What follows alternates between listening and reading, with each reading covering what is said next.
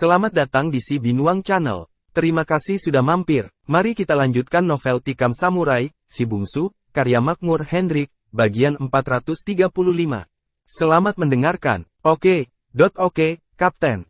Tapi jelaskan dulu, apa yang akan kita kerjakan, ujar Sony. Si Bungsu akan menceritakannya padamu. Sony menatap si Bungsu. Si Bungsu membawa temannya itu keluar. Mereka berjalan di pekarangan yang dipenuhi pepohonan. Si Bungsu menceritakan tentang kemelut Irian Barat, termasuk terbunuhnya Komodor Yos Sudarso di Laut Arafuru. Kemudian tentang kapal selam yang ada di teluk itu. Sony mengangguk mengerti. Kau ingin kita berbuat sesuatu dengan kapal selam itu, bukan? Si Bungsu mengangguk. Sony tersenyum, lalu masuk ke rumah.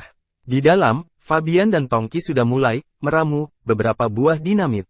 Kapan kita ke teluk itu? Tanya Sony. Secepatnya. Kini Tongki harus ke sana. Teliti beberapa buah kapal selam di sana, berapa orang awaknya, berapa jauh dari tepi pantai, berada di atas air atau di dalam airkah, berapa orang yang menjaga di pantai dan tempat-tempat penjagaannya, ujar Fabian kepada Tongki. Negro yang setia itu segera bangkit dan tanpa banyak bicara berjalan keluar. Tak lama kemudian terdengar suara mobil meninggalkan pekarangan rumah itu.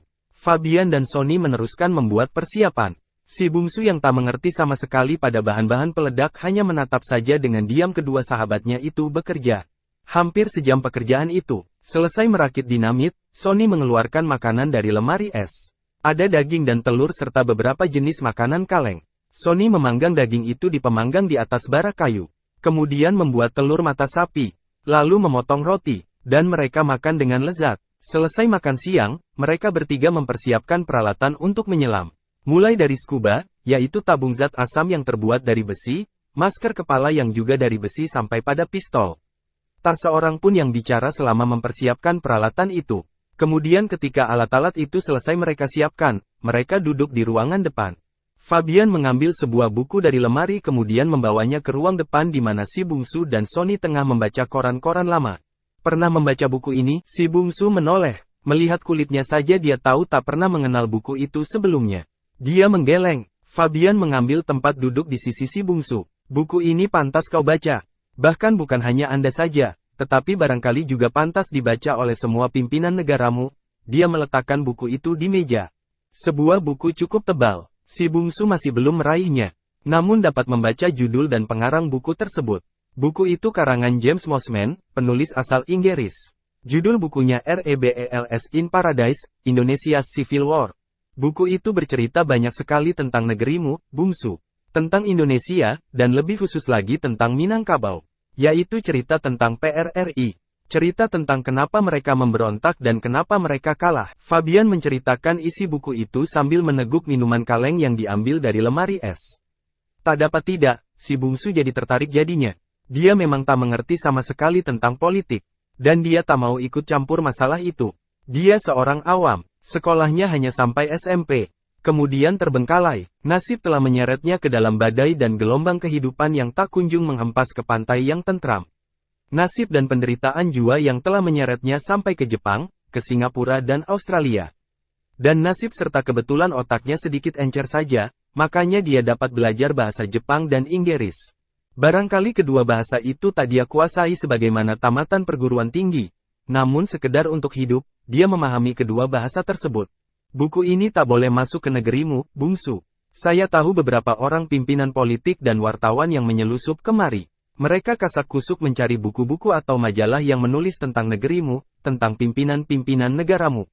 Aneh juga bukan, orang terpaksa pergi jauh-jauh dari rumahnya, bertanya kepada orang lain tentang segala sesuatu yang terjadi di dalam rumahnya sendiri. Itu pertanda, di dalam rumahnya dilarang berbicara tentang kebenaran. Begitulah negerimu kini, sobat. Kau bisa baca buku ini. Barangkali tak semuanya benar, namun kau dapat menjadikannya sebagai pembanding.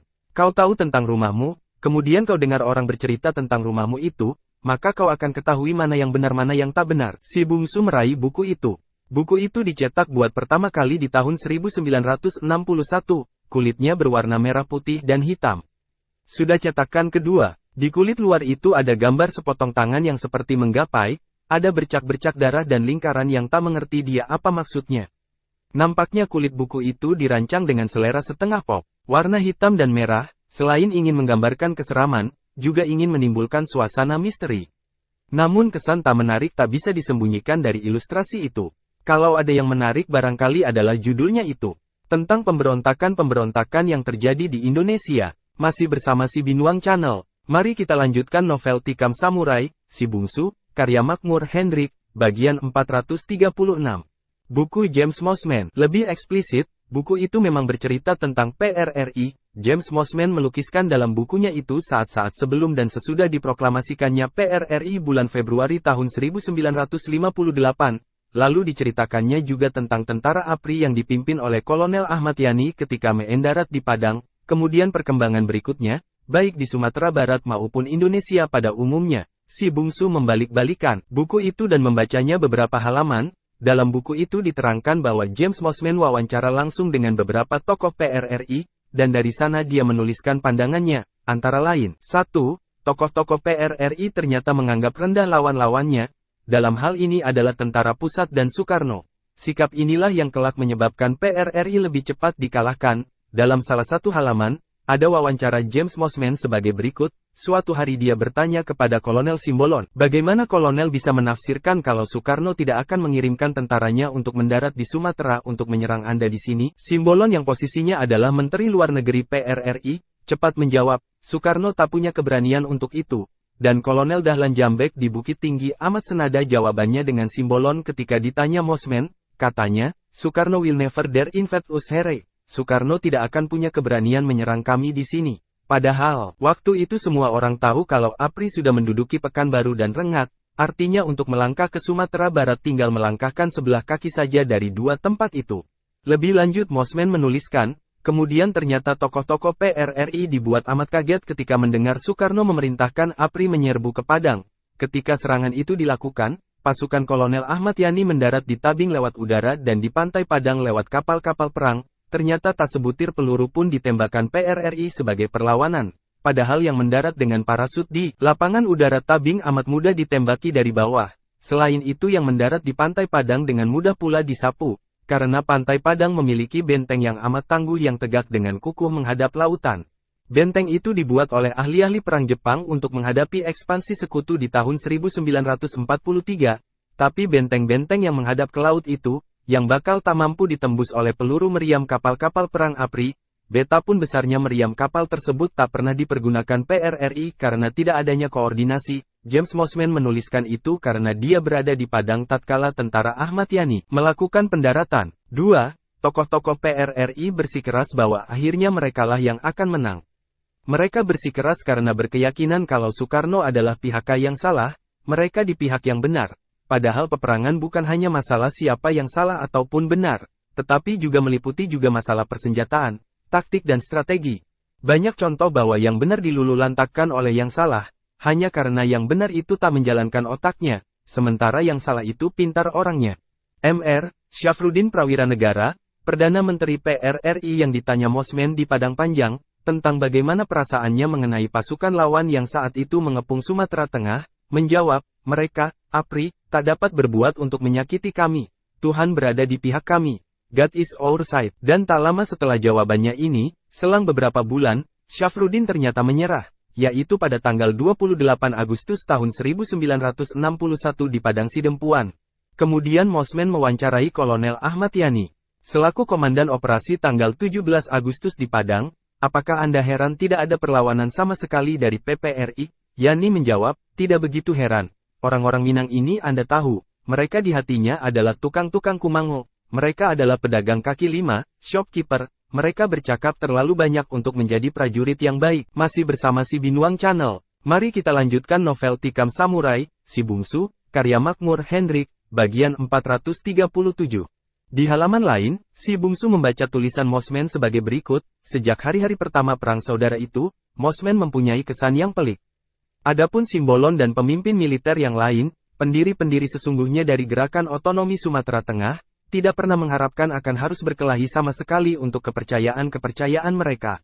Mereka mengira akhirnya akan berunding di meja konferensi dengan Soekarno. Menurut Mossman pula, pasti Syafruddin tak pernah mengira akan terjadi segalanya itu. Yakni PRRI akan diserang dengan kekuatan tentara oleh Jakarta. Sampai saat-saat akhir, dia percaya pada bantuan pasukan dan sekutu-sekutunya, prajurit-prajurit, politisi dan dunia barat. Kekalahan tak masuk akal baginya, karena dia percaya perjuangannya adalah benar. Ketika dilihatnya prajurit-prajurit PRRI tak mampu menghadapi serangan udara dan tak punya keinginan untuk menewaskan sesama orang Indonesia, atau dibunuh oleh mereka dalam suatu pertarungan untuk mana mereka tidak begitu aktif perasaan simpati mereka, maka dia jauh lebih terkejut daripada perwira-perwira yang mengangkatnya ke atas jabatan pemberontaknya. Itulah tulisan Mosman tentang Syafruddin Prawira Negara. Selanjutnya, wartawan Inggris itu mencerca Syafruddin dengan pedas. Dalam bukunya itu dia menulis, Syafruddin seorang kerani, bernafsu, picik. Ia adalah kerani bank yang akhirnya lepas lalang dan merampok bank. Tapi Mosman tak pernah menjelaskan kebenaran tuduhan pedasnya, bank mana saja yang dirampok oleh Syafruddin. Di halaman lain, si bungsu membaca tentang PRRI itu sebagai berikut, tokoh-tokoh PRRI tampaknya sangat mengandalkan bantuan Barat, sebab PRRI berjuang antara lain untuk menghancurkan komunis di Indonesia.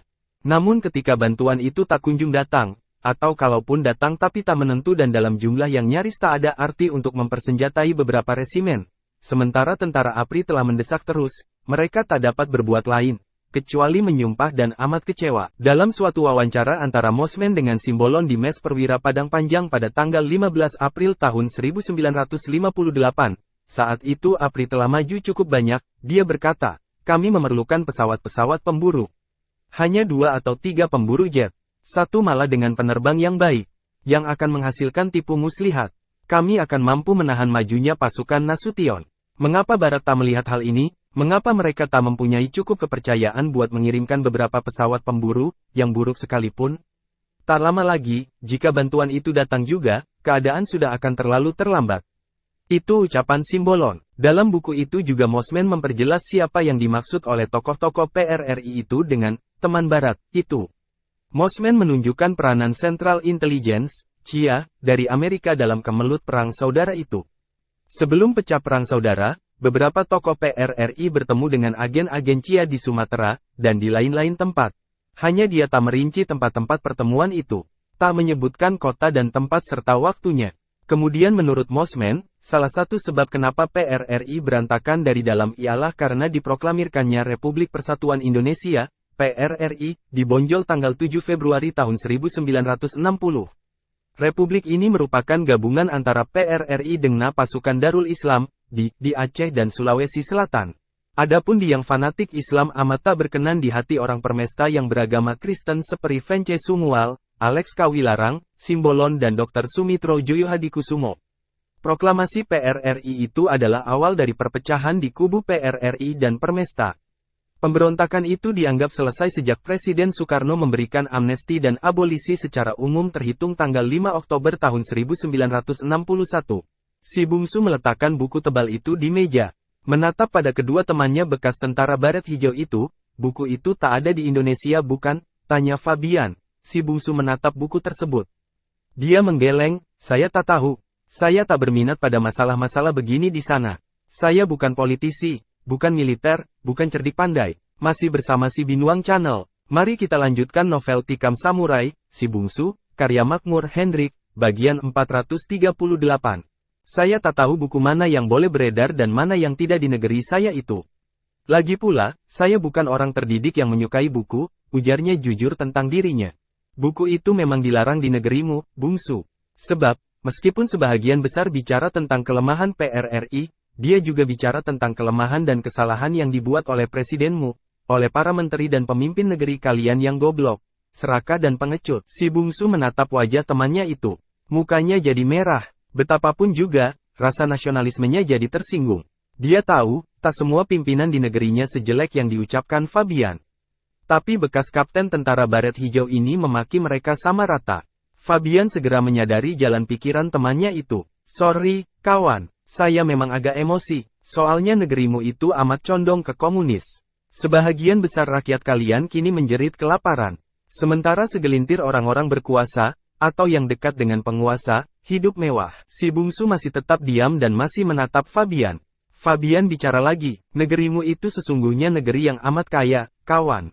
Di sana, matahari bersinar sepanjang zaman. Negerimu negeri yang amat sangat dilimpahi rahmat Tuhan. Apapun yang kalian tanam di sana hidup dan tumbuh dengan subur. Untuk kemudian menghasilkan panen yang melimpah. Di sana tak ada musim gugur, tak ada musim salju yang memunahkan seluruh jenis tumbuhan.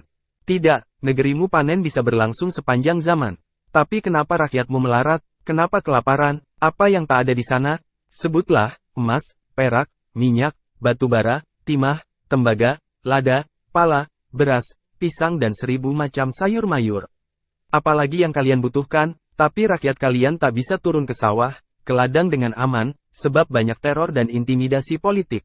Mereka tak dapat turun ke laut menangkap ikan yang melimpah, karena bajak laut sepertinya ada di mana-mana. Tidak hanya bajak laut dalam arti harafiah, tetapi pembajak dalam segala hal. Segelintir pemimpin kalian terlalu sewenang-wenang. Cobalah renungkan, di negeri yang kaya raya dan subur seperti itu, orang harus membeli beras dengan kupon, membeli minyak dan garam dengan kupon. Bukankah di kampungmu, di Minangkabau ada istilah ayam di lumbung mati kelaparan? Nah, itulah yang terjadi dengan rakyat Indonesia, kawan. Tidak dapat tidak si Bungsu kagum atas ucapan Fabian. Begitu banyak yang dia ketahui tentang Indonesia. Sesuatu yang dia sendiri tak begitu memahaminya. Banyak yang kau ketahui tentang negeriku, kawan, katanya pelan sambil melempar pandangan keluar. Saya mengetahuinya lewat koran. Apakah menurut dugaanmu semua yang ditulis koran itu benar? Koran di negeri ini berbeda dengan koran di negerimu, sobat. Wartawan di negeri ini, dan di negeri kami, berbeda dengan wartawan di negerimu. Wartawan di negeri kami menulis fakta. Dan mereka tak takut sedikit pun pada resiko yang ditimbulkan oleh fakta yang mereka ungkapkan. Itulah sebabnya kenapa kami menaruh kepercayaan kepada wartawan-wartawan kami. Percaya pada apa yang mereka tulis. Tidak seperti wartawan di negerimu, yang menulis hanya demi periuk nasi. Memang ada wartawan jempolan di negerimu, yang tak mau kompromi dengan penguasa yang tak benar. Saya mengenal nama beberapa orang di antaranya, Mohtar Lubis dan Rosihan Anwar. Tapi mereka telah disikat penguasamu, masuk bui dan korannya dibredel. Selebihnya, wartawan-wartawan di sana kebanyakan adalah pelacur, atau tukang peras. Barangkali tak semua, masih cukup banyak yang baik. Namun lebih banyak yang tak baik. Mereka menulis apa yang menyenangkan hati para pimpinan saja. Bukankah di negerimu ada istilah absisme? Asal Bapak senang? Nah, kami memang mempercayai wartawan kami. Karena umumnya mereka bukan pelacur jurnalistik. Si Bungsu terdiam. Tentang jurnalistik, dunia kewartawanan, dia benar-benar tak mahfum seujung kuku pun. Fabian lalu bangkit, menuju ruang dalam. Dari lemari buku dia memilih beberapa saat. Kemudian membawa keluar sebuah buku. Duduk dan meletakkan buku itu di depan si Bungsu. Dia melihat dan membaca judul buku tersebut, The Rebels. Ditulis oleh Brian Crozier. Nampaknya penulis ini juga orang Inggris. Buku ini, kawan, adalah sebuah buku studi tentang pemberontakan-pemberontakan yang terjadi setelah Perang Dunia II. Tidak hanya memuat tentang pemberontakan PRRI, Permesta di Indonesia, tetapi juga memuat dan menelaah pemberontakan Fidel Castro terhadap Batista di Cuba, Ho Chi Minh di Vietnam dan Ben Bella di Afrika, dua yang terakhir memberontak melawan Perancis.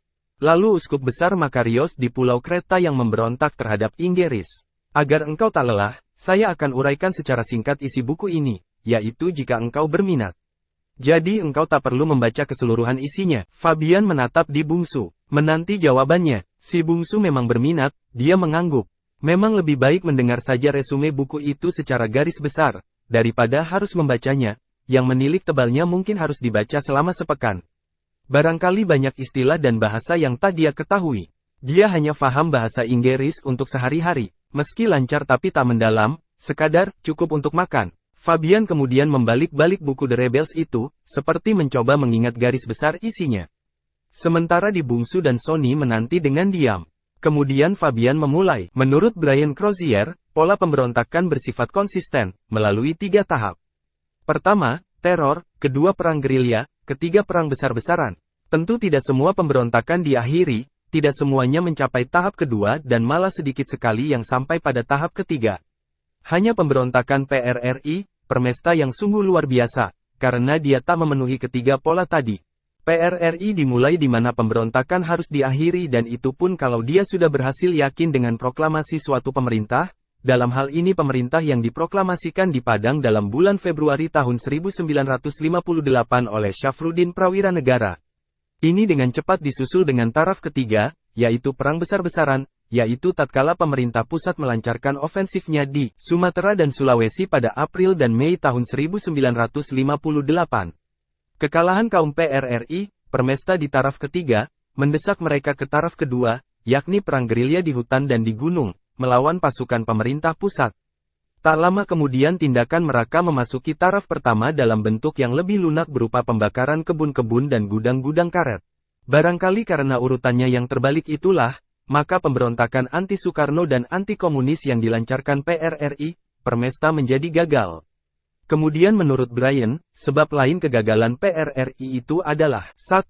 Tidak adanya persiapan yang cukup dalam bidang militer. 2. Tidak dilakukannya persiapan untuk kemungkinan kudeta di Jawa sebagai pusat kekuasaan. 3. Tidak adanya leadership, dalam arti tak adanya seorang tokoh yang merupakan tokoh nomor 1. 4. Tak adanya perahasiaan mutlak di pihak pemberontak tentang apa yang hendak mereka lakukan, dan mereka malah mencari publisitas seluas-luasnya tentang apa yang bakal mereka kerjakan. Demikian sebab-sebab kegagalan pemberontakan kaum kolonel dan kaum ekonom ini menurut Brian Crozier yang ditambahkannya pula, mereka kekurangan kekuatan dan dukungan rakyat, istimewa di Jawa, yang akan menjamin keberhasilan. Dan adalah perbuatan edan saat mereka memproklamirkan sebuah pemerintahan di bulan Februari tahun 1958 di Padang. Dalam pada itu, menurut buku The Rebels ini, Presiden Soekarno tak bisa bebas dari tanggung jawabnya terhadap bangsa dan negara. Sesungguhnya pemberontakan PRRI, Permesta tak bakal terjadi jika ia berlaku sebagai negarawan yang mempunyai pandangan yang luas. Tapi ternyata dia tak mempunyainya dan tak mempunyai kemauan dan kemampuan untuk menghindarkan pemberontakan itu. Soekarno bertanggung jawab pula atas memberi kesempatan amat luas bagi berkembangnya dengan pesat partai PKI. Fabian berhenti bicara, menatap pada si bungsu, kemudian melanjutkan perlahan. Soekarno, presidenmu itu, terlalu memberi hati pada komunis. Itu kesalahan utamanya. Sebaliknya dia justru amat curiga pada angkatan perangnya, terutama angkatan darat. Itu kesalahannya kedua. Padahal, angkatan darat yang setia padanya, dapat dia gunakan menjadi alat stabilisator. Tapi sebaliknya, angkatan darat di negerimu, di bawah pimpinan Jenderal Nasution, terlalu lemah dalam menghadapi komunis. Masih bersama si Binuang Channel, mari kita lanjutkan novel Tikam Samurai, Si Bungsu, karya Makmur Hendrik, bagian 439. Lemah dalam pengertian terlalu ikut memberi hati. Padahal mereka, komunis itu, telah menikam angkatan darat di Madiun pada tahun 50. Banyak perwira TNI AD yang mereka bunuh. Seyogyanya, angkatan darat harus memerangi mereka habis-habisan. Namun negerimu adalah negeri yang aneh. Partai yang demikian jelas-jelas memerangi dan membunuhi sebuah angkatan, bisa hidup dan jadi besar bersama angkatan itu. Nah, kawan, itulah isi buku Brian Crozier ini. Apakah benar atau tidak, terserah engkau untuk menilainya. Kalau saja buku ini boleh beredar di Indonesia, barangkali akan besar manfaatnya sebagai kaca pembanding bagi pemimpin negerimu. Mungkin tak semua yang ditulis ini benar, tapi bukankah orang luar bisa menilai lebih objektif? Karena penulis buku ini tak terlibat langsung dalam sengketa di kedua pihak, si bungsu tak memberikan komentar. Dia sama sekali memang tak mengerti masalah politik. Segala yang dia dengar dan dia ketahui tentang negerinya lewat buku atau lewat ucapan Fabian di Singapura ini, hanya akan jadi sekedar pengetahuan saja. Lagi pula dia tak tahu kapan dia akan kembali ke Indonesia. Entah akan kembali entah tidak. Negeri yang akan dia turut amatlah jauhnya. Dallas, ibu kota negara bahagian Texas di Amerika Serikat sana. Dia tak tahu di mana negeri itu. Asing dan jauh. Dia harus ke sana. Dia harus menemukan Michiko. Mereka menyelusup di antara pepohonan. Samar-samar, di seberang sana kelihatan kapal selam itu berada di bawah naungan pohon beringin. Kapal itu muncul di permukaan laut, geladaknya sama rata dengan air. Dua orang marinir kelihatan mondar-mandir di atas geladak itu. Menara komando kapal itu kelihatan mencuat ke atas. Fabian berjongkok. Sekurang-kurangnya ada sebuah keuntungan bagi mereka kini. Tongki yang ahli menyamar dan menyelusup itu berhasil mendapat informasi, bahwa seluruh awak kapal saat ini berada di konsulat Belanda. Yang tinggal di kapal hanya 5 orang, yaitu seorang melayani radio, seorang di kamar mesin, seorang perwira jaga dan 2 orang marinir yang kelihatan mondar-mandir di geladak dengan senapan mesin di tangan. Si bungsu menyelusup cepat dari balik-balik pohon, dan ikut berjongkok dekat Fabian. Demikian pula Tongki, mereka hanya bertiga di pantai ini. Hal itu disengaja, sebab jumlah yang banyak bisa menimbulkan risiko yang lebih besar. Dengan personil yang sedikit, kebebasan bergerak lebih terjamin. Dalam keseluruhan operasi ini, mereka hanya berempat orang. Seorang lagi, yaitu Miguel Sancos, keturunan Spanyol, Amerika Latin, bertugas mengawasi rumah diplomat Belanda di mana tengah dilangsungkan resepsi dengan awak kapal selam itu. Miguel bertugas mengawasi dan melaporkan kalau ada di antara mereka yang tiba-tiba saja meninggalkan ruangan resepsi menuju ke daerah kapal. Hal mendadak begitu bisa saja terjadi, sebab antara kapal selam dengan rumah diplomat itu dihubungkan dengan radio. Kalau orang di kapal merasa ada yang tak beres, ada bahaya mengancam, maka mereka bisa mengirim isyarat ke rumah sang diplomat. Dan orang-orang kapal itu akan segera meninggalkan rumah itu menuju kapal. Bila itu terjadi, Miguel bertugas sendirian dengan cara apapun jua, mencegah orang-orang tersebut sampai ke kapal. Kalau tak bisa mencegah secara total, maka harus diusahakan sebuah kecelakaan atau insiden untuk memperlambat mereka. Dan untuk keseluruhan operasi itu, baik yang di rumah si diplomat, maupun yang di kapal, telah disepakati untuk tak akan mengambil korban jiwa.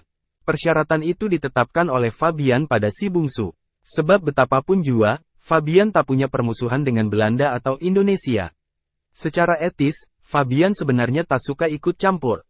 Namun rasa persahabatan, rasa saling setia kawan melebihi segalanya. Itulah yang menyebabkan Fabian dan kawan-kawan membantu si bungsu. Si bungsu menyetujui persyaratan tersebut. Sebab kehadiran kapal selam di perairan Indonesia bisa membahayakan Angkatan Laut Indonesia. Maka dia ingin memperkecil bahaya itu. Salah seorang di antara kita harus tetap menjaga di darat. 2 orang menyelam melekatkan dinamit ke dinding kapal. Yang di darat menunggu isyarat dari Miguel. Kau berada di darat, bungsu. Tidak, Kapten. Ini adalah perangku, aku yang harus menyelam. Kau di darat. Fabian menatapnya. Baik, saya di darat. Kau dan Tongki menyelam. Beri mereka kesempatan untuk bisa meninggalkan kapal itu. Nah, selamat. Si bungsu dan Tongki segera mengangkat scuba, peralatan mereka untuk menyelam. Menyelusup ke pantai, lalu memakai alat tersebut. Pihak Angkatan Laut Belanda memang tak memasang pengawalan di pantai. Mereka demikian yakinnya, bahwa tempat ini amatlah amannya. Singapura memang negeri yang netral, dan malangnya mereka tak memiliki intelijen yang baik, sehingga tak mengetahui, kalau kenetralannya disalahgunakan Belanda. Tongki mengacungkan jempolnya pada si bungsu setelah mereka memakai scuba tersebut. Si bungsu mengacungkan pula jempolnya. Dan perlahan mereka menyelam, lenyap ke dalam air. Namun ada satu hal yang di luar dugaan Fabian dan teman-temannya, yaitu masalah radar. Sebagai seorang perwira baret hijau dari Perang Dunia Kedua, Fabian tahu bahwa tiap kapal selam dilengkapi dengan radar. Tapi radar itu hanya berfungsi untuk kapal laut atau kapal selam dan benda-benda mekanis lainnya. Yang tak diketahui Fabian adalah, kapal selam jenis buru sergap yang kini dimiliki Belanda, dilengkapi dengan radar anti-dinamit yang amat peka. Fabian tak mengetahui karena radar model itu memang baru diketemukan 5 tahun terakhir. Belum disiarkan dalam buletin Angkatan Laut manapun. Belanda yang menemukannya memang merahasiakan penemuan itu. Mereka takut kalau tercium oleh Uni Soviet. Dan begitu Tongki dan si bungsu menyelam membawa masing-masing satu tas kecil dinamit, penjaga radio yang merangkap penjaga radar dalam kapal selam itu segera mengetahui ada bahaya yang mengancam. Dia melihat di layar radar 2 buah titik yang mendekati amat perlahan dari garis pantai ke kapal. Petugas radar dan radio ini segera menekan tombol isyarat. Begitu tombol ditekan, kedua marinir yang ada di geladak kapal jadi tahu lewat transmitter kecil dalam kantong mereka yang mengeluarkan bunyi, tut-tut-tut. Mereka segera mengokang bedil dan waspada. Radio gelombang tinggi di rumah diplomat Belanda di kawasan Petaling Jaya juga menerima isyarat itu. Penjaga radio tersebut segera mengadakan hubungan, dan melakukan pembicaraan singkat. Kemudian dia bergegas menemui konsulnya di ruang resepsi. Membisikkan berita yang dia terima lewat radio. Konsul itu tersenyum, kemudian mendekati seseorang. Membisikkan pula sesuatu pada seseorang, yang tak lain dari komandan kapal selam itu. Si komandan memberi isyarat. Dalam waktu singkat, 10 orang telah berkumpul di ruang belakang. Sementara yang lain tetap di ruang resepsi. Ke-10 orang itu segera menuju garasi di belakang. Membuka jas resepsi mereka, dan di balik jas dan dasi itu, segera kelihatan pakaian marinir. Dan dari dalam garasi itu mereka keluar dengan 2 sedan limusin berwarna hitam. Di dalam mobil itu telah tersedia senjata otomatis. Di ruang resepsi, awak kapal yang lain masih tetap melantai dengan tamu-tamu, dengan gadis-gadis panggilan yang cantik dan menggiurkan yang sengaja didatangkan oleh sang diplomat untuk mereka. Masih bersama si Binuang Channel. Mari kita lanjutkan novel Tikam Samurai, Si Bungsu, karya Makmur Hendrik, bagian 440. Di kapal selam terjadi kesibukan yang luar biasa. Kedua marinir yang menjaga di atas meneliti ke laut.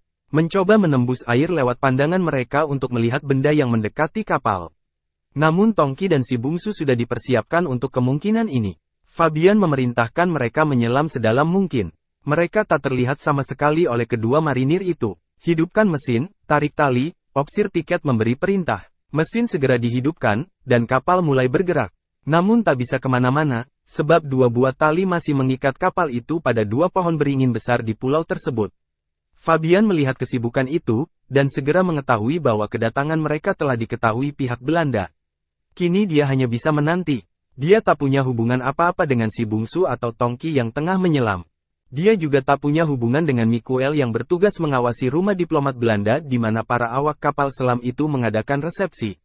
Mereka bertugas dengan perhitungan dan saling meyakini. Fabian menanti dengan tenang. Tiba-tiba dia mendengar serentet tembakan dari kedua marinir di atas geladak itu. Kemudian keduanya kelihatan menaiki menara komando, lalu masuk ke dalam. Kapal itu mulai bergerak ke tengah sambil mulai menyelam. Fabian jadi tegang. Tembakan kepada siapa itu tadi? Apakah Tongki dan si bungsu tak mematuhi petunjuknya untuk menyelam sedalam mungkin? Baru kemudian setelah tiba di bawah perut kapal naik melengketkan dinamit ke perut kapal, lalu menyelam lagi sedalam mungkin untuk menghindar dengan kedalaman yang sama waktu datang? Kalaupun tembakan itu tak mengenai kedua mereka, maka baling-baling kapal bisa mencelakakan. Kedua orang itu akan tersedot ke dalam putaran turbin yang bisa memecahkan scuba, alat penyelam mereka, dan maut. Tongki melihat kapal itu mulai bergerak tatkala beberapa meter lagi mereka akan mencapai kapal tersebut. Dia segera tahu, kehadiran mereka telah diketahui. Dia memberi isyarat pada si bungsu yang berenang sedikit di belakangnya. Si bungsu mengangguk, karena dalam air laut yang jernih itu dia telah melihat kapal selam itu bergerak. Tongki memberi isyarat untuk berenang dengan segenap tenaga. Mereka berdua mengerahkan tenaga. Sambil berenang Tongki mempersiapkan dinamit yang telah dipasang ke sebuah besi berani. Asal saja mereka bisa mendekati kapal itu, besi berani berdinamit itu hanya tinggal melekatkan saja.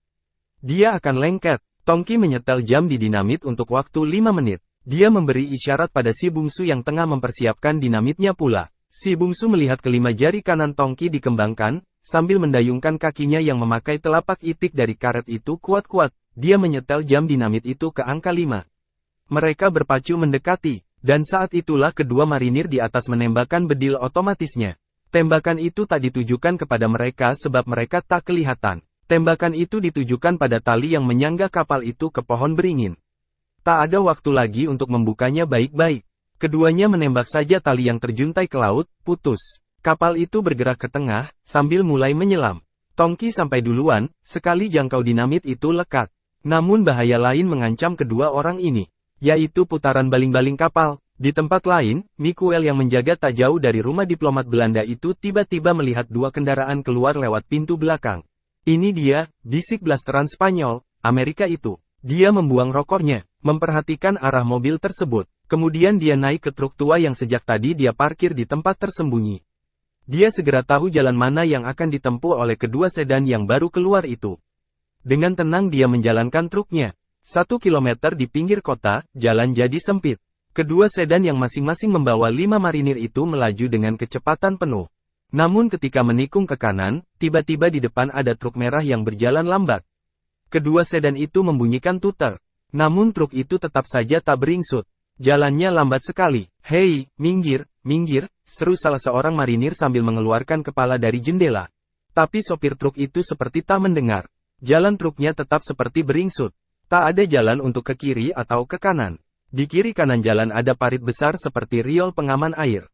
Mau tak mau, mereka harus mengikut terus di belakang truk itu. Dan memaki-maki untuk mempercepat. Karena truk itu tetap lambat, akhirnya si komandan kapal selam itu menembak ban truk itu. Dan itu memang yang ditunggu Miguel yang menyopir truk itu. Begitu dia mendengar tembakan dan merasa ban belakangnya pecah, dia seperti kaget. Setir dia banting ke kiri sedikit, lalu sekuat tenaga memasukkan gigi satu, menekan gas sekuatnya.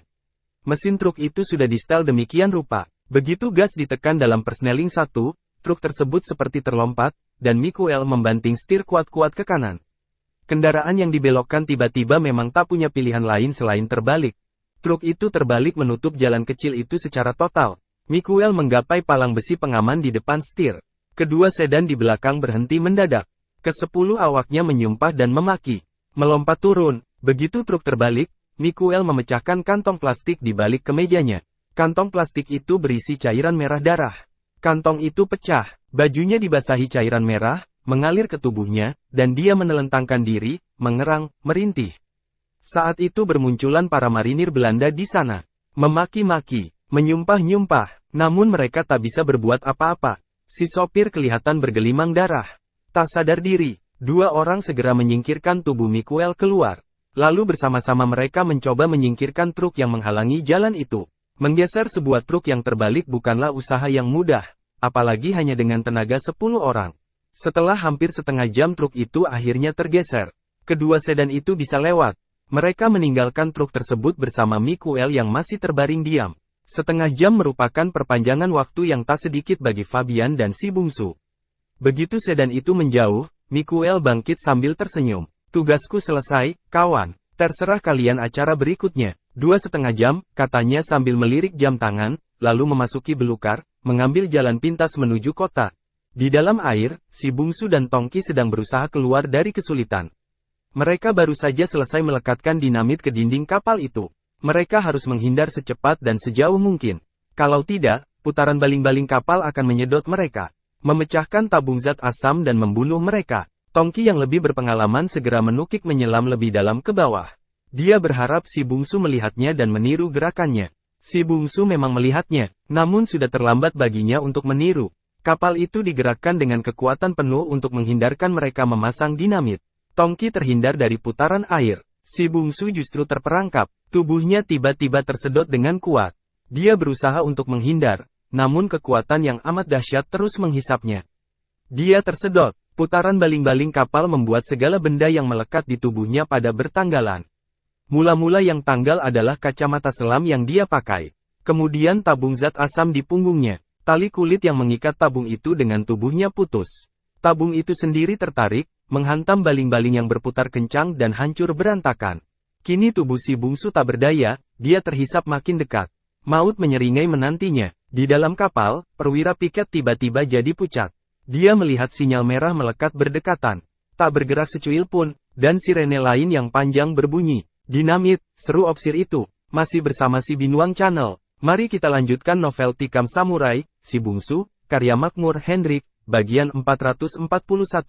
Semua jadi bertatapan tegang. Diam. Beberapa detik berlalu. Matikan mesin. Tinggalkan kapal. Perintah opsir itu segera diikuti dengan suasana sibuk. Knop off pada mesin ditekan. Mesin kapal itu dihentikan mendadak untuk memberi kesempatan bagi awak kapal selam itu meninggalkan kapal. Dan saat itu tubuh si bungsu telah berada sehasta dari baling-baling, tatkala tiba-tiba putaran baling-baling itu menjadi perlahan karena mesin dimatikan.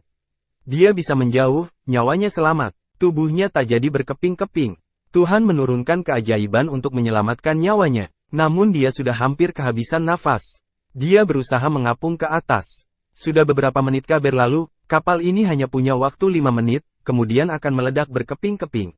Sambil membiarkan tubuhnya mengapung ke permukaan, dia mengayuhkan tangan dan kaki agar bisa menjauhi kapal tersebut.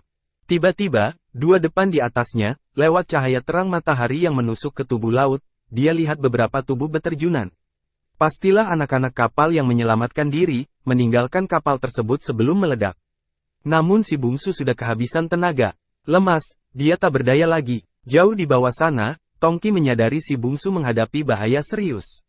Begitu mengetahui mesin kapal berhenti mendadak, Tongki mengapung lagi. Dia melihat sesosok tubuh yang lemas. Dia segera mengetahui bahwa tubuh itu adalah Di Bungsu.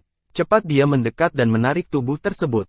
Membawanya kembali menyelam, menghindarkan diri dari kapal itu. Sambil menyelam, beberapa kali dia menanggalkan alat pernafasan dari mulutnya, kemudian mendekapkannya ke mulut si bungsu. Begitu merasa ada alat pernafasan di mulutnya, si bungsu segera menghirup oksigen tersebut. Beberapa saat dia bernafas di sana, sambil tubuhnya tetap dipeluk Tongki sambil berenang di laut dalam itu. Mereka bergantian bernafas pada scuba milik Tongki. Dengan cara demikian, mereka akhirnya mendekati pantai di mana Fabian menanti. Beberapa saat mencapai pantai, mereka merasa desakan dan getaran air yang kuat. Tongki segera tahu, kapal selam itu telah meledak.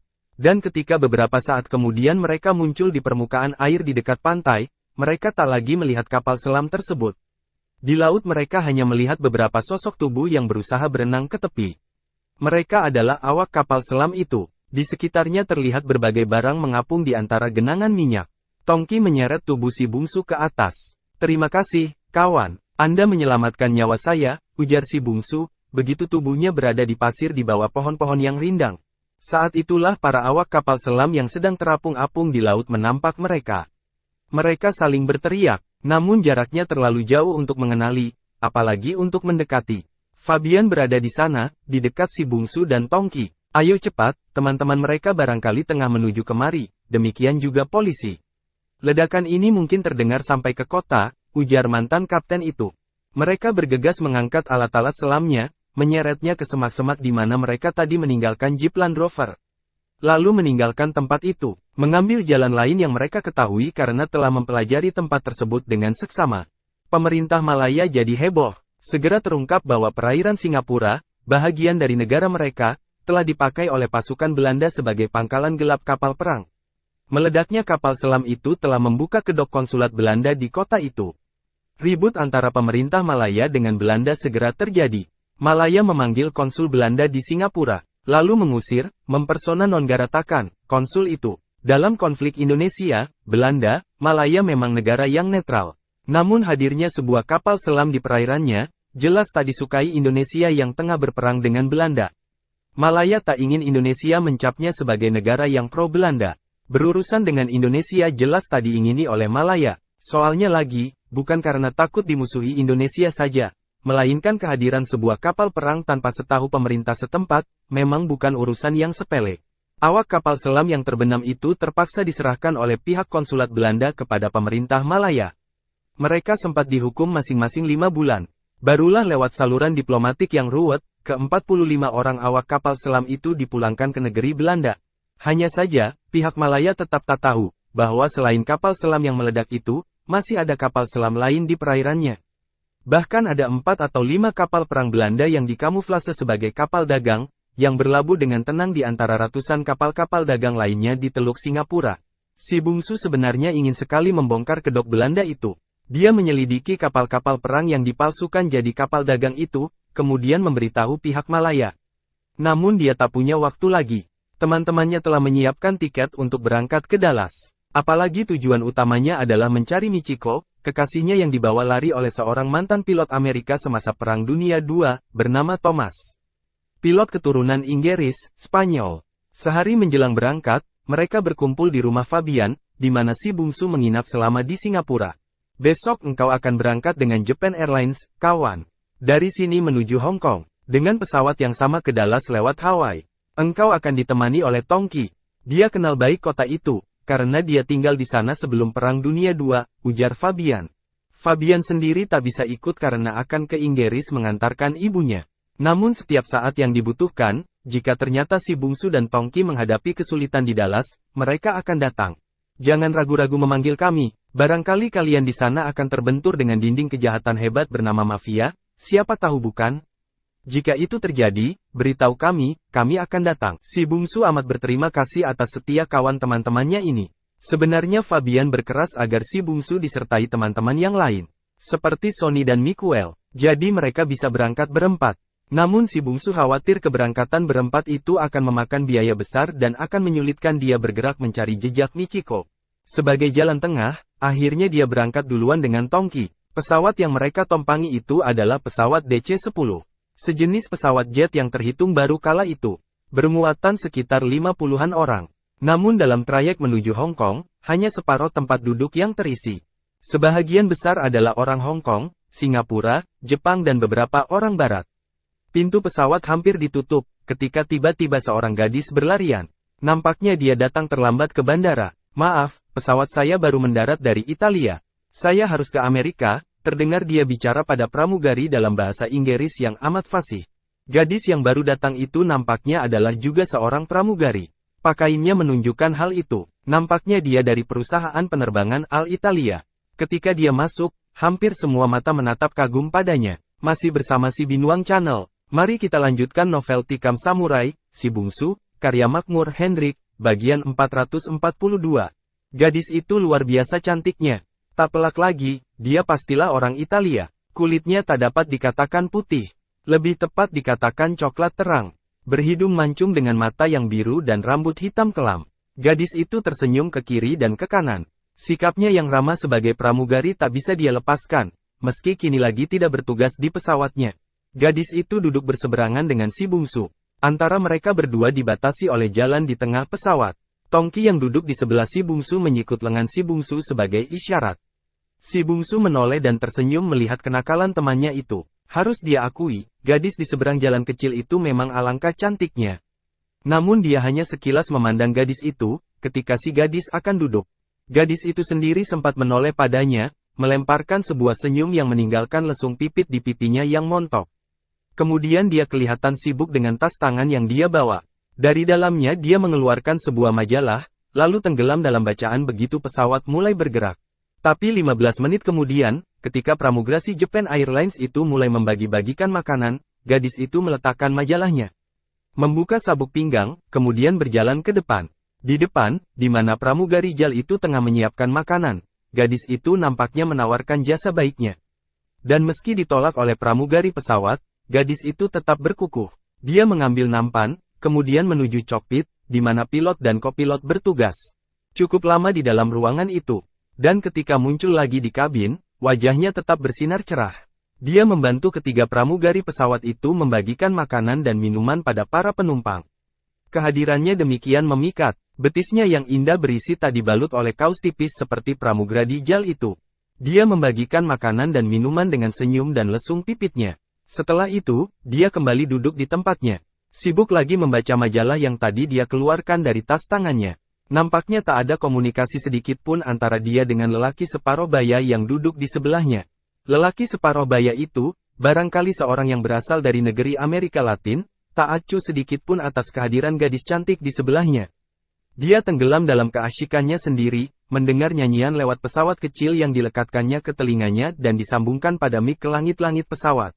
Di Hong Kong, 3 jam kemudian, sebahagian dari penumpang turun. Kemudian sebagai gantinya masuk sekitar 20-an penumpang menuju Amerika. Dalam perjalanan menuju Honolulu di Lautan Teduh, di mana pesawat itu harus berhenti mengisi bahan bakar dan menurunkan, menaikkan beberapa penumpang, gadis Itali yang pramugari itu kembali sibuk menolong pramugari JAL menghidangkan makanan dan minuman. Kali ini bantuan itu nampaknya memang diperlukan karena penumpang hampir penuh. Si bungsu tengah tertidur ketika bahunya disentuh dengan lembut. Ketika dia membuka mata, dia lihat gadis itu tegak di sisinya sambil mendorong makanan di kereta kecil. Gadis itu tersenyum, dengan lesung pipit yang indah dan gigi yang putih bersih, menyapanya. "Tuan mau apa?" "Oh, kopi saja." Gadis itu meletakkan kopi dalam gelas plastik di meja kecil di depan si bungsu. Kemudian meletakkan makan malam yang terdiri dari bistik dengan goreng ayam yang harum. Lalu segelas lagi air putih. "Silahkan menikmati makan malam tuan." "Terima kasih." Gadis itu kemudian berlalu. Tongki kembali menyikut si bungsu. "Ramah benar dia padamu, kawan," kelakar Tongki sambil melahap ayam goreng dan meminum kopinya. Si bungsu memperhatikan gadis Itali itu. Dan tiba-tiba saja, ada sesuatu perasaan ganjil menyelinap di hatinya.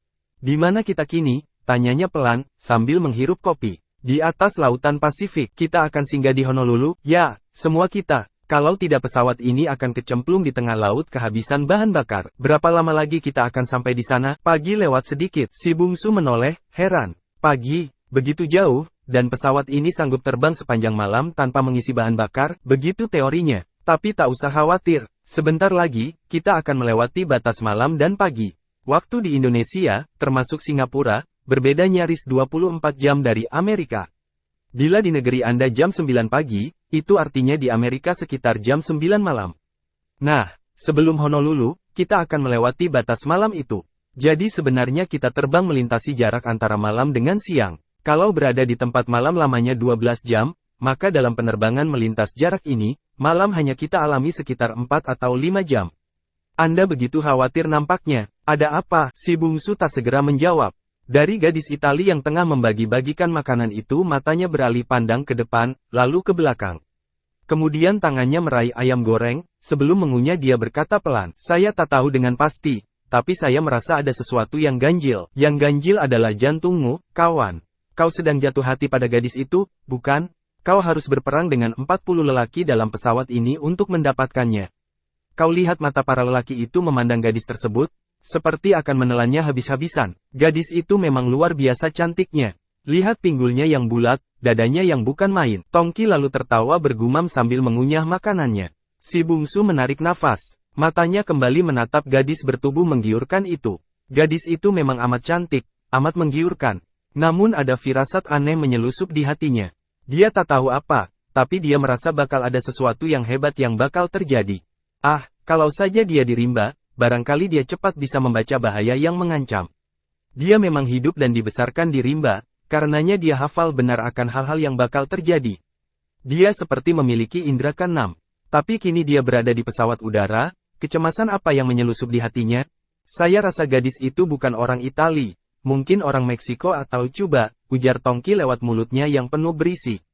Karena si bungsu tak mengomentari, dia bicara lagi. Orang Itali, Meksiko dan Cuba, banyak persamaannya. Sama-sama berdarah panas, lebih-lebih perempuannya. Gadis ini kalau di tempat tidur, saya yakin akan seperti kuda gila, mengamuk dan panas menggelora seperti air yang mendidih. Beda orang Meksiko dan Cuba dengan orang Italia hanya pada kulitnya. Orang Italia agak putih, tapi kalau mereka banyak berjemur matahari, maka warna kulit mereka akan susah dibedakan. Si bungsu masih diam, memakan penganan di depannya. Kemudian dengan firasat tak enak tetap bersarang di hati, dia akhirnya tertidur. Dia terbangun ketika dibangunkan Tongki. Hei, kita sudah berada di sebuah pagi, ujar kawannya itu. Lewat jendela si bungsu melihat sinar matahari yang terang benderang menyeruak masuk. Tak ada apapun yang terlihat di luar jendela sana, kecuali kekosongan. Kemudian sebuah pengumuman dari pramugari, pesawat ini kami bajak dan diarahkan ke Meksiko dan kami juga menyandera Menteri Muda Pertahanan Amerika, meminta Amerika membebaskan 10 orang teman kami yang ditahan. Masih bersama si Binuang Channel, mari kita lanjutkan novel Tikam Samurai, Si Bungsu, karya Makmur Hendrik, bagian 443.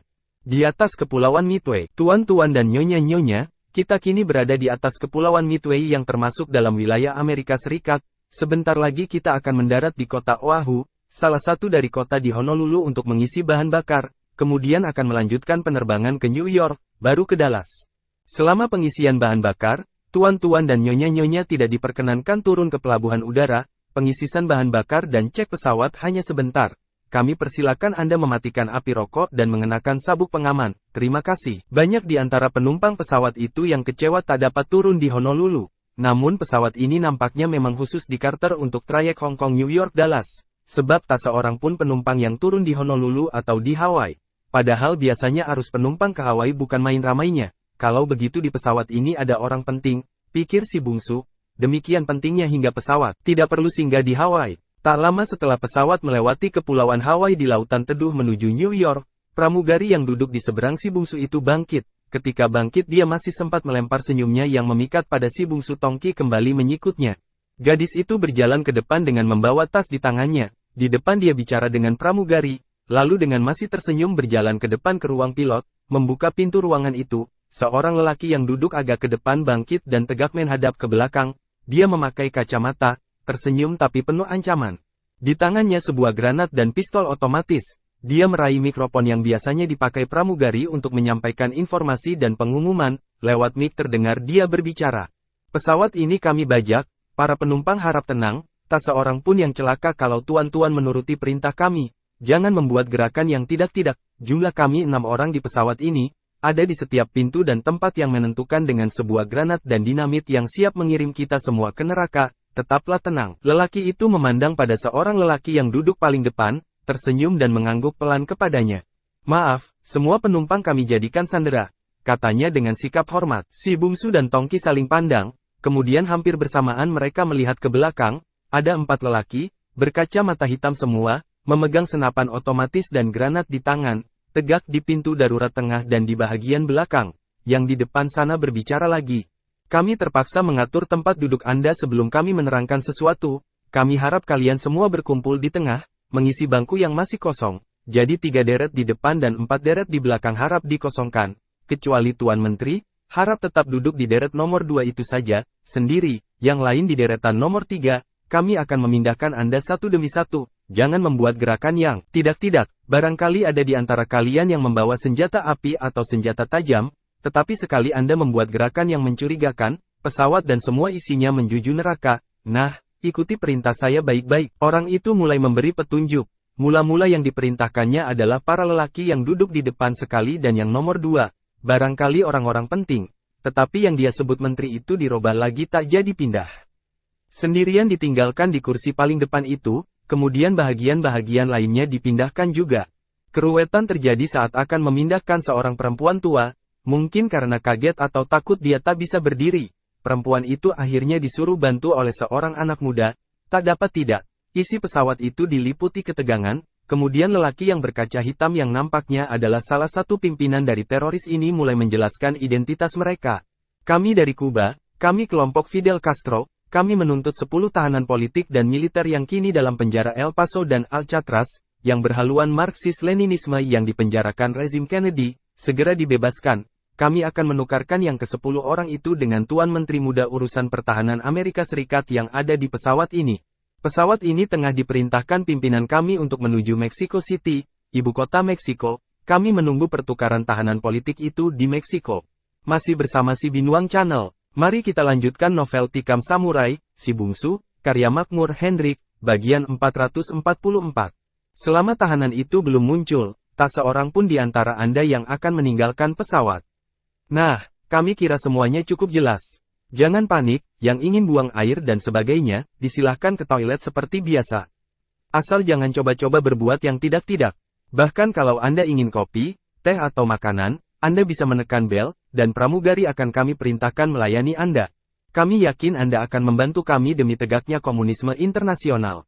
Terima kasih atas kerjasama Anda. Dia meletakkan mic itu, kemudian mengambil earphone, memencet tombol di dinding dekat pramugari yang masih duduk dan tak tahu harus berbuat apa. Dia bicara beberapa patah. Kemudian lelaki tersebut meminta ketiga pramugari yang masih duduk terbengong-bengong itu untuk pindah ke deretan kedua, di sisi yang berlainan dari Menteri Amerika Serikat tersebut. Lelaki itu menuju ke cockpit, mengetuk pintu 2 kali. Ketika pintu terbuka, lelaki itu masuk. Tempatnya di dekat earphone tadi segera digantikan oleh pembajak lain yang berjambang lebat. Tak lama setelah lelaki pertama masuk, pintu ruang pilot terbuka. Dari sana muncul gadis Itali itu. Masih tersenyum ramah, namun di tangannya ada sepucuk pistol. Lelaki berjambang itu memberi hormat, serta bersikap taksim sekali pada gadis itu. Gadis itu tegak dan meraih mic yang tadi dipakai oleh si lelaki pertama, yang kini nampaknya bertugas mengawasi pilot dan kopilot di depan sana. Lewat mic pramugari Itali itu bicara, suaranya merdu dan lembut. Selaku pimpinan dari regu pembebasan ini, saya mohon maaf atas terganggunya perjalanan Anda sekalian. Namun percayalah, pengorbanan Anda yang sedikit itu adalah demi kejayaan komunisme. Gadis itu berhenti, melayangkan pandangan lewat matanya yang biru dan senyumnya yang memikat ke seantero ruangan pesawat. Tongki kembali menyikut si bungsu, berbisik, Anda ternyata benar, kawan. Maksud saya firasat Anda tadi. Anda punya indera keenam yang amat tajam. Tapi, ngomong-ngomong, pacar Anda ini rupanya punya pangkat yang lebih tinggi. Pimpinan regu pembebasan 10 orang tahanan politik dan militer. Dan harap ingat pula, perkiraanku juga benar, bahwa dia bukan orang Italia, meski dia bekerja di air Italian. Dia orang Cuba, perempuan Cuba. Kalau dapat tidur dengannya, wow, Tongki tertawa sendiri. Suara tawanya membuat para pembajak itu menatap tajam. Salah seorang di antaranya, yang tegak tak begitu jauh dari tempat mereka, bertanya, Anda yang kribo, saya rasa Anda dari Afrika, apa yang membuat Anda gembira hingga tertawa begitu? Ucapan orang itu sopan sekali. Namun siapapun dapat merasakan nada hinaan dalam kalimat, Afrika, yang dia ucapkan. Namun Tongki sedikit pun tak merasa tersinggung. Dengan senyum lebar dia menjawab, terima kasih Anda punya pengetahuan dan rasa hormat yang dalam pada leluhur saya. Tentang kegembiraan, sehingga membuat saya tertawa, karena rute perjalanan yang dirubah ini. Seluruh pembajak dalam pesawat itu menatapnya. Teruskan kawan, kata pembajak yang tadi bertanya. Mau tak mau beberapa penumpang ikut-ikutan menoleh pada Tongki. Kawan di bungsu itu menyambung, yang membuat saya gembira adalah diperpanjangnya perjalanan ini. Kami membayar hanya untuk Singapura Dallas, kini siapa sangka, tuan-tuan berbaik hati membawa kami ke Meksiko. Mana tahu, kami bisa pula melihat Cuba. Ah, negeri tuan pasti bagus sekali. Hei, beberapa penumpang nyengir. Para pembajak itu saling pandang sesamanya. Gadis cantik pimpinan teroris itu ikut tersenyum. Tongki bicara dengan menghadap pada gadis itu. Kawan di sebelah saya ini orang Indonesia tulen. Dan maaf, dia amat tertarik pada Nona. Sebagaimana halnya semua lelaki di pesawat ini, si bungsu jadi merah mukanya. Tak kalah merahnya adalah wajah para pembajak. Salah seorang yang tegak di dekat mereka segera mendekati dan berniat memukul Tongki. Namun gadis cantik itu memberi isyarat mencegah. Lelaki itu surut lagi ke tempatnya semula. Dengan masih tersenyum, gadis itu bertanya langsung pada si bungsu. Apakah benar ucapan temanmu itu, Love? Si bungsu tak menjawab, yang menjawab justru Tongki. Dia menjawab dengan siulan nyaring tatkala gadis itu memanggil si bungsu dengan, Love. Nona, Anda bisa menimbulkan perang dalam pesawat ini dengan hanya menyebut Love kepada kawanku ini saja. Anda harus adil, ujar Tongki. Penumpang lain semakin nyengir dalam situasi genting itu. Lelaki keparat dari mana pula ini, dalam keadaan gawat begini, di bawah todongan bedil dan granat pembajak cuba, masih sempat berseloroh tak menentu, pikir mereka. Akan halnya gadis itu masih tetap tersenyum. Senyumnya baru lenyap tatkala dari loudspeaker terdengar suara. Nona Juanita Pablo, pemerintah Amerika ingin bicara langsung dengan Nona di radio. Itu adalah suara pilot pesawat tersebut. Aksen Jepangnya kentara sekali. Gadis itu, yang ternyata bernama Juanita Pablo, segera meninggalkan tempatnya berjalan ke ruangan pilot. Suasana di dalam kabin kembali sepi. Orang saling pandang sesamanya. Tak lama kemudian pintu kokpit kembali terbuka. Lelaki berkacamata yang bicara atas nama pembajak tadi yang beberapa saat berada di kokpit menggantikan Juanita, kini muncul. Dia langsung menuju Menteri Muda Pertahanan Amerika, yang duduk di barisan depan. Dengan pistolnya dia memberi isyarat untuk berdiri. Dua orang lelaki di deretan ketiga, yang tadi duduk di belakang menteri itu, kelihatan bergerak. Lelaki yang berkacamata hitam mengangkat granat di tangan kirinya, dan berkata dingin ke arah mereka. Terima kasih sudah bersama si Binuang Channel, jangan lupa mampir pada bagian selanjutnya, novel Tikam Samurai, Si Bungsu karya Makmur Hendrik.